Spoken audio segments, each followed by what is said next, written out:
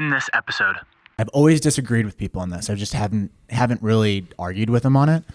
Do you know why I do distance for players when like I'm coaching?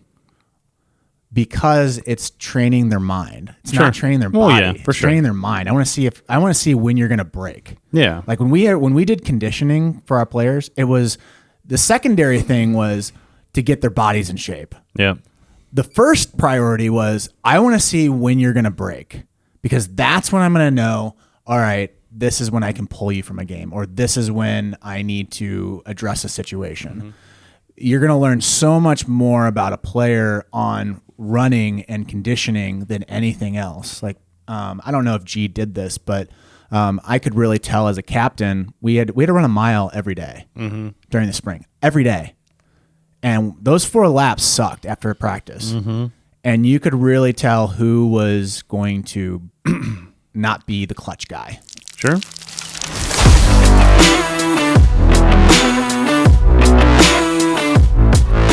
What is up, everybody? Welcome back to another edition of The Closing Pitch. My name is Spiker Helms, and this is a show about people, culture, and how to create a winning lifestyle. Thinking about switching up the beginning. Haven't really figured out what I want to do yet. If you have any suggestions, send them in to spiker@rollingsigers.com. Thanks, Dave. I appreciate that quick promo for your email. Yeah, for my email. Well, I just want people to know. That was our advertisement for today. That was our advertisement.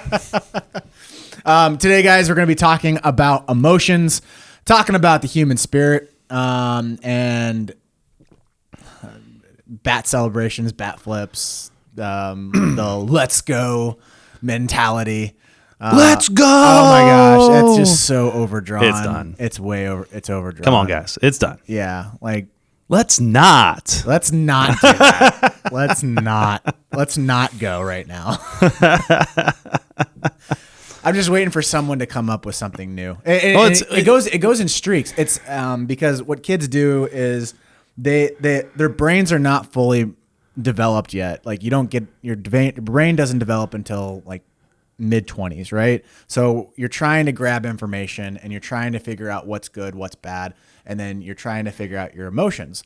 Well, when someone gets really excited, they don't really know what to do. So the first thing that they do is they look at what the big boys do. Yeah. Which, if you probably looked at the College World Series or you looked at the World Series, some player got really excited and then said, "Let's go," and then it just took off like wildfire. You know where it lost me though?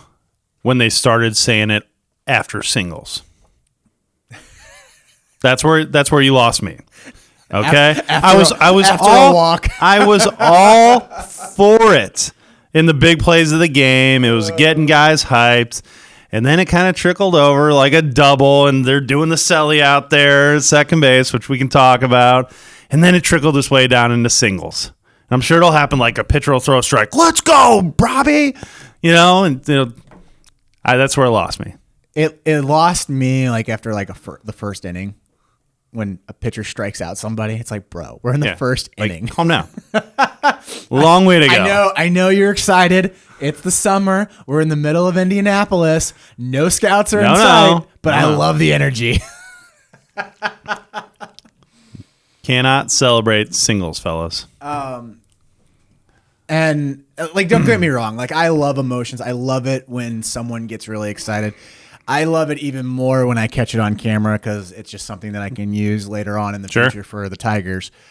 I'm not saying I'm against the emotions. I've said on this podcast in previous episodes that I love the bat flip. I like it, but you got to deserve it. Mm-hmm. You don't realize when you deserve it until you get there and it feels comfortable and you do it. The amount of work that takes you to get all the way up to that point, you have the right to flip that bat because you've went through not just the physical side of getting destroyed, but you had to go through the emotional side. Those pro guys, some of those guys are making crap all the way up until they get to Major League Baseball. Sure. They have to get secondary jobs. They have to wake up way earlier than everybody else in the winter. They are doing the things that no one wants to do, and they're getting paid like crap, and they deserve every single moment that they get on that big stage to do whatever celebration that they want to do. Well, they also understand the ramifications of it. They also understand, they have a feel for the game. They have a feel for the situation. They're not just doing it after one home run on a random Tuesday game. It's normally happening, in a big situation where some emotions can be involved. That's 100%. And I just think that from an observation standpoint, I can see where players are wanting to do that. And like, this guy just hit a double off the wall in the College World Series in Omaha. I'm going to do the same exact thing. Like, yeah, do it when it's right and when the moment calls for it, but just don't do it every, like, example, this summer, our players would do a celly after a double.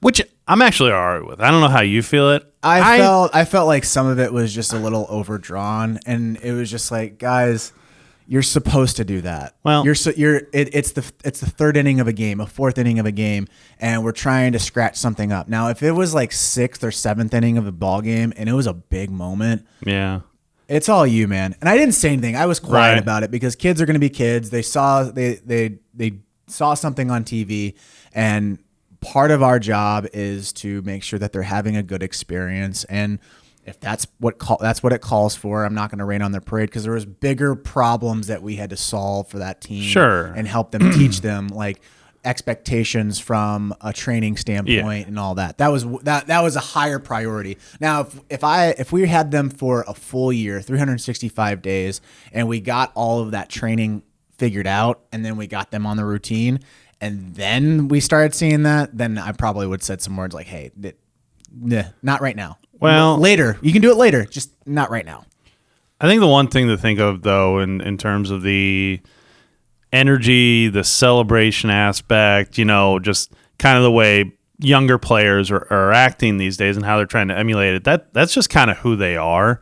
And that's kind of how they get motivated and excited about the game. Like the good old days of like showing up and you're ready to play because of the competition factor and the, we get to play baseball today. Well, that's there, but that's not the driving motivation anymore. Like kids love, like those celebrations, they love that. So I think they like that stuff sometimes more than just the actual competition factor, which I'm not saying is right or wrong, but that's kind of how they get motivated, and that's how they get locked in a little bit. But also, it shoots them out of the gate, though. That's the thing that I'm getting at, is that, like, I totally understand. Shoots them out of the gate. So they get out of the gate, and it's the third inning, and then it's the 10th game of the year, and then their emotions are so high. You're gonna have a drawdown. Like it's facts. Like you get a dopamine hit, and then if you don't have a high threshold of dopamine, that on the way down is not fun, and the next day is gonna be just god awful. And it's like, it kind of starts the motor, right? But then you still have to, as a player, have the ability to keep that motor going all the time. You just can't be like, I feel like most of the time the younger guys wait for that situation to happen and don't create it. They don't create that, like they're waiting for that moment to now show energy and excitement instead of from the first pitch, from the first at bat, from the first anything, having that motor, having that excitement going. Well, what I thought was funny is that they would have that motor when they would do it like in the third inning or fourth inning. And when they were winning. Yeah. But when we had a walk-off situation, they didn't know what to do. I know. That's true. And then I was like, guys, we just walked it up. And they're like, oh, yeah. They just started going crazy. And it's one of those things where you're teaching the player how to it's more about teaching the player how to regulate their emotions and understand when to use those emotions and when to not use those emotions, because it's more of an art than anything else. It's true. And you know what, you're never going to truly understand until you've been in that situation a million times, and that's how you kind of get that feel and garner that. But I always think of like the tale of like two different types of teams and coaches, right? You got old school coach over here who's like, don't show emotions, play with a stoic face, like respect the game. Respect the unwritten rules of the game. You can't show up another player. You can't cheer. You can't do this. You can't do that. And it's like taking the entire fun out of it, which I think if you're taking that approach these days, you're not going to have a team to coach for very long, because that will just kill the love and joy out of the game for most, young guys, especially today. You're not going to get away with it. Flip side, then you got the coach who, and this is the opposite extremes, right? Then you got the coach who just has zero control over his team. His team is, one guy has a hat on, like a sombrero in the dugout. The other guy's got a suit coat on, and they're yelling and they're screaming in the pitcher's windup, and they're doing all kinds of crazy nonsense, which is really just like not disgracing the game, but legitimately making it a farce. And it then obviously they're not focused in the game. They're only there for that. And that's the opposite side. I find like somewhere in the middle is probably the correct point to coach, right? Like what we kind of did a little bit with reining it in. Hey, here are the times you do it. Here are the times not to do it. You talk about it. But overall, I think you want to embrace a little bit of that. You want to embrace some of that excitement, that energy level, because that's what keeps you loving the game, right?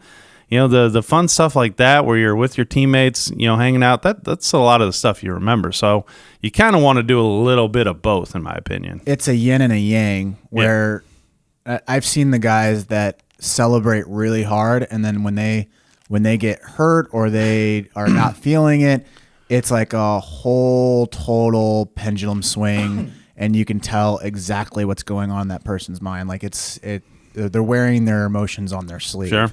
Which stoicism, like you mentioned it, a lot of people think that stoicism means that you got to be completely cold. Mm-hmm. That's not what stoicism is. Stoicism is being able to understand your emotions, being able to deal with pain and hardship and not display those emotions when you're going through that pain and through that hardship. Sure. But it's experiencing it and still feeling those emotions and being able to use it correctly. It's like X-Men. Like I know I made a huge total correlation here that doesn't make any sense, but it will. Like when the Doctor gets those new X-Men, he tries to tell them how to control their powers, right?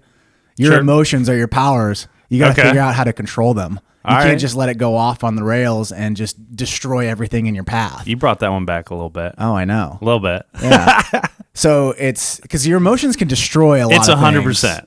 I have that talk all the time, because I would be like what's it? I am the lead example in that case of a person who had very, very tough times in terms of controlling my emotions.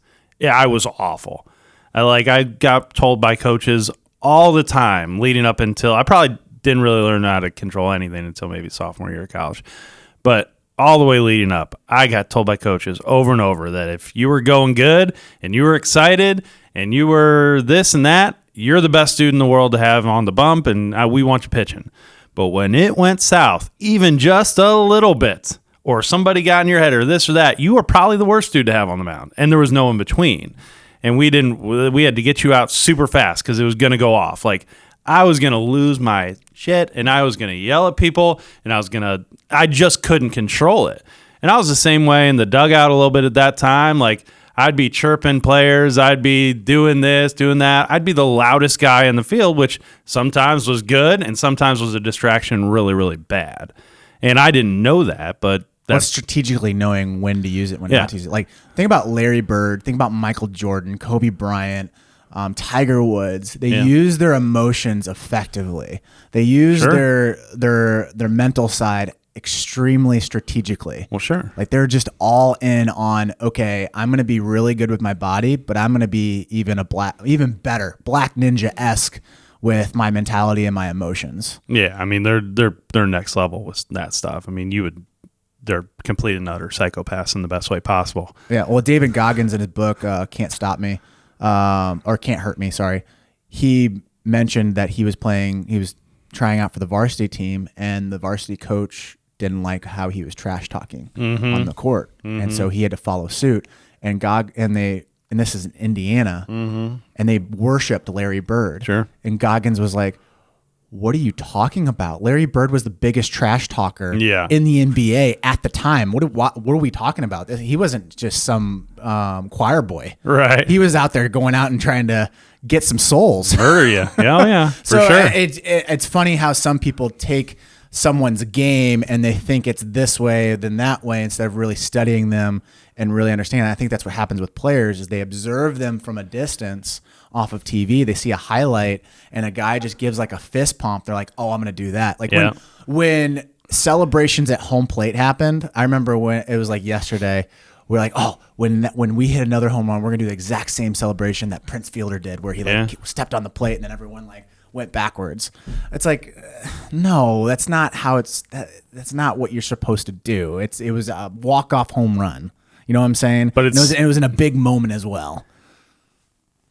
Can't stop them from trying it though. Yeah. Well, no, They're gonna try it. That's how that's how young guys are. That's how it is these days. They're gonna see a little clip on Twitter. They're gonna see a highlight on SportsCenter. They're gonna see something like this, and they'll be like, "That's cool.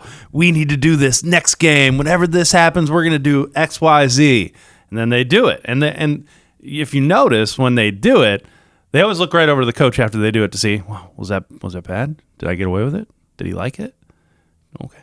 They test you, right? Yeah. Like Well, players tested me all the time this last summer. Yep. And I would let them get to the point where I thought it was good, and then I would be like, nope, we're done there. Yep. No, that's the art of coaching. Is it's not labeling something good and labeling something bad. It's observing the behaviors and then explaining and saying and empathizing with them and saying, hey, I understand where you're coming from, but socially that's not working with us. We're not going to do that because this is why. Oh yeah. And so for example, I coached 2 weekends ago and I won't say who it was, but I had a player get a little emotional on the mound. He's a young sophomore and struck a dude out to end the inning. He made a little gesture to the opposing dugout and kind of stared down, and it actually kind of caught me off guard. I wasn't ready for that. Didn't see it coming. What inning was it? Second. To an older team, and we were losing, so it wasn't the right situation for this type of a gesture. And it was a teaching moment for that young man. So it's the fall, it's the second inning, and it's an older team. Now, and you're losing. Now, see, from my eyes, okay, and I immediately put the kibosh to that. I stopped him. I walked out, he's walking off the mound. I met him before he got to the third base line. I said, we're not going to do any of that, and here's why, blah, blah, blah, blah, blah. Now, as I later in his body language kind of sunk down because I kind of knocked him down a couple pedestals. Later on, I talked to him about why. That was probably not the moment. You just needed to stop the action. Later on, I talked to him about the why. I'm like, listen, man, I love that you have the emotions. I love that you're feeling that amped up out there.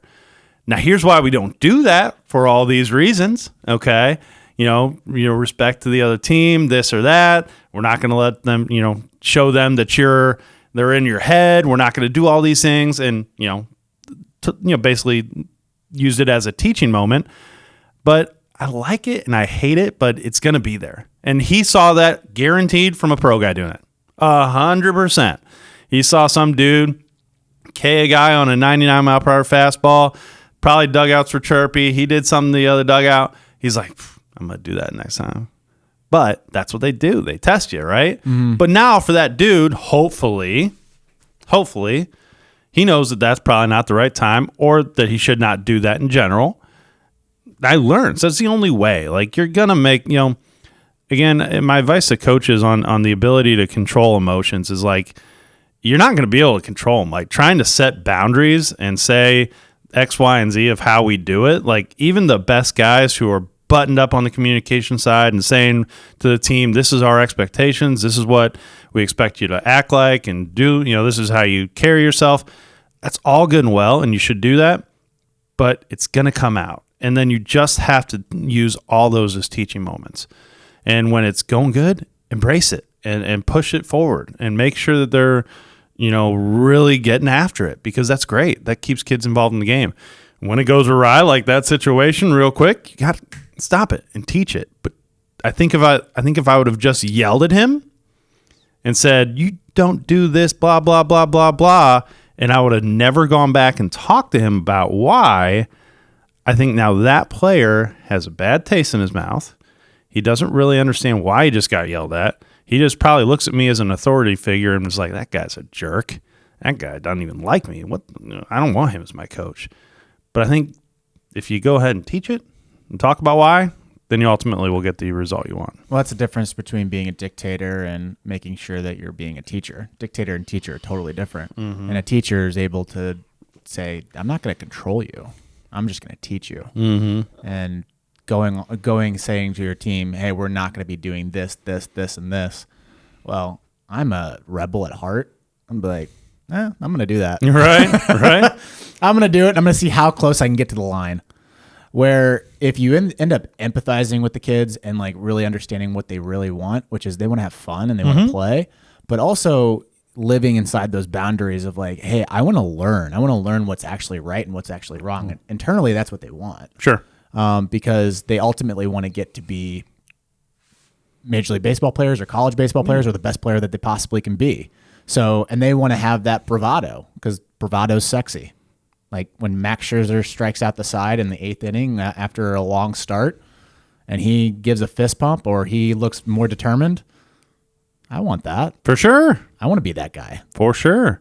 Well, and at the end of the day, that's how I learned, emulating the people that I saw. You know, that's how I had tried to emulate, Ken Griffey Jr. and how he played the game and how the emotions were when, Randy Johnson had a big K. And those are the guys I grew up watching. And, so I acted like them, right? I mean, I don't know how else you do it. Yeah, you look at the people who are doing it and getting paid and you try to do what they do. But then again, I'm telling you, it's up to the coaches. Now, the last thing I wanted to mention too is the inner voice that those kids have too, where if they have that bravado, that's fine. If you teach them like socially when it's acceptable, when it's not, but they also have to understand that when going gets tough, they've got to have that voice in check and not have it on the downside where they end up showing the bad emotions where they sulk or they're sad, or even when like you're doing conditioning.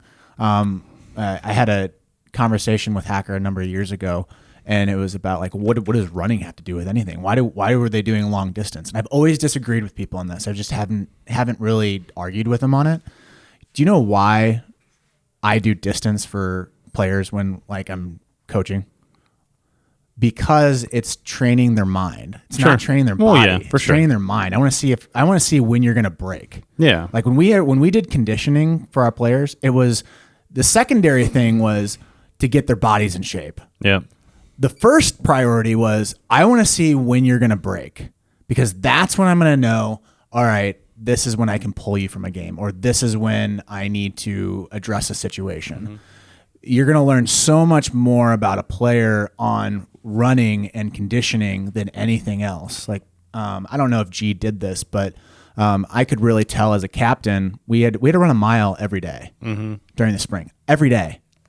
And those 4 laps sucked after a practice. And you could really tell who was going to not be the clutch guy. Sure. Easily. Sure.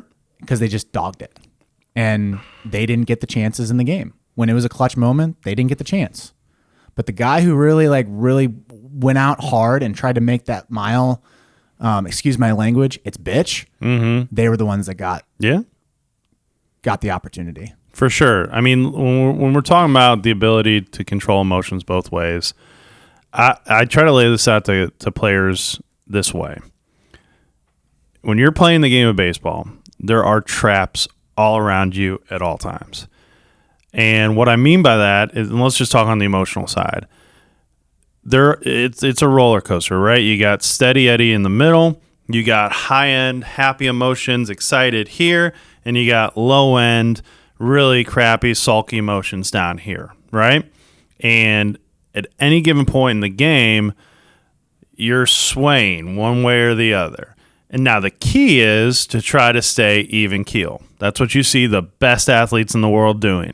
The Michael Jordans, the Tom Brady's, they're not getting too high highs, they're not getting too low lows, they stay here. But I'm a firm believer that they've built in this ability to know when the trap is coming and to avoid it. They know when all of a sudden a big moment and they have some success, and they don't let themselves take the pedal off. They don't let themselves get too emotional. And they're like, oh, no, I feel that. Get back here. Well, they touch it, and they strategically touch it. It's not like they just go up and then they come back down. Right. They go up and they go immediately back down but to where they their base recognize the trap. level is. Yep. Same deal on the other side. A couple bad things start to happen. My emotions could have gone off the handle. I never saw the trap. I walked right into that sucker, and I full steam, and I was embraced in it, right?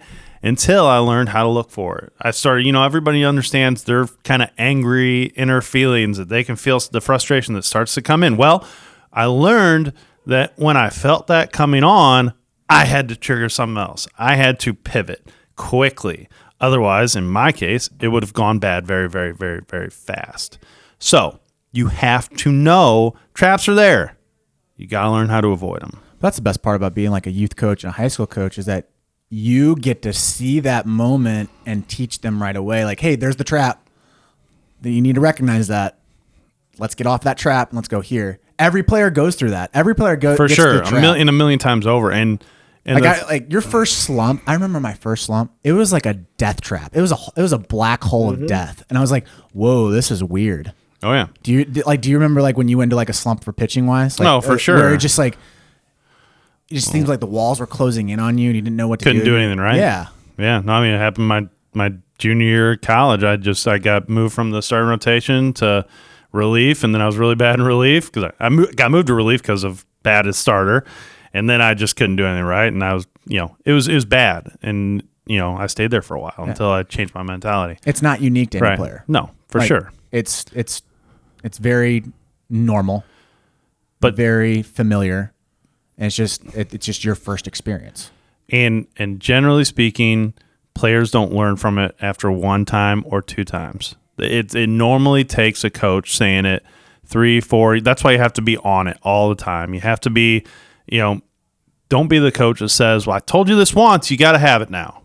Because in this type of a situation, I have to keep showing them, you remember that? The trap's right there. It's coming. Hey, you remember this happened last week, right? Got to stop it now, right? And you have to keep going at that, because then all of a sudden, that's when the light bulb moment happens for players where they're like, oh, that's what he's talking about. Because at first, it was like, yeah, no, of course. Yeah, I'm mad, right? Yeah, I know I'm mad. I just had a bad inning. That's the result you're going to get. And then the next time, he's saying it again, whatever. Third time, you're going to be like, wait a second. That's a trend. Similar things happened the last 2 times, and I did this, and then similar things happened. And now all of a sudden, the third time, they're like, I got to stop it. That's generally how it goes. So you got to keep going as a coach. You got to keep being on that. And that's why players need to play a lot of games. For sure. You got to see it. You have to get so many reps, so many experiences, so many different types of situations. I thought I was good at baseball in high school. I didn't get really good until junior college. Sure.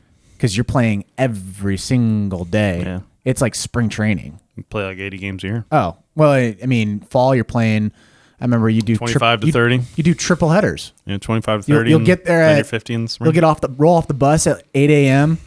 You get on the field. You do your BP for an hour, and then you just roll into games, and then you don't leave that ballpark until about 6 or 7 p.m. Yep, for sure. And if you're lucky, they have lights, and then you play until like 8 or 9, and you're like, okay, time to go to class the next morning. Yep. Anything else on this topic? No, I think it's a ever evolving topic that can go a million different ways, but it's, whether we're talking about celebrations or controlling the emotional roller coaster or whatever else it is, emotions and celebration, they're not leaving the game. I just think, find that middle ground and, teach it the right way, basically. Guys, that's this episode of The Closing Pitch. My name is Spiker Helms. Across from me is David Birkby. Give us a follow on Twitter. Give us a subscribe, 5 stars, preferably if you do give us a review.